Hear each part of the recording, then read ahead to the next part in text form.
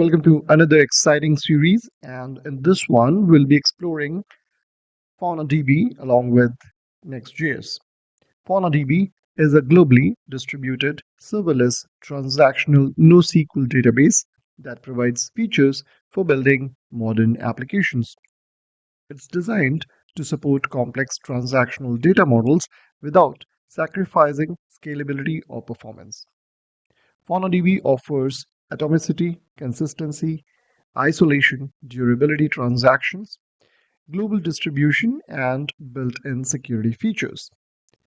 First of all, we'll be starting with creating a Next.js application. So here you can see I've given this command npx create next app -- tailwind and then a dot. Dot is basically referring to the current directory.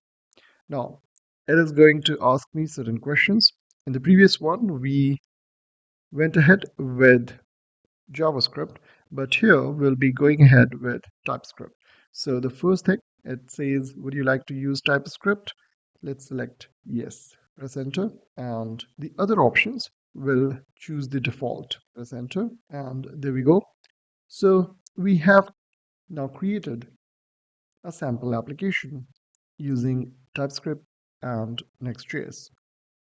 Once this installation is complete, we'll be running the application and we'll just see whether it's launching properly or not. And there we are. You can see the success message over here, created FaunaDB Next.js at this location. And now all we need to do is run this command npm run dev, press enter, and this is going to launch at this location, localhost :3000. Press alt and click the link, and there we go.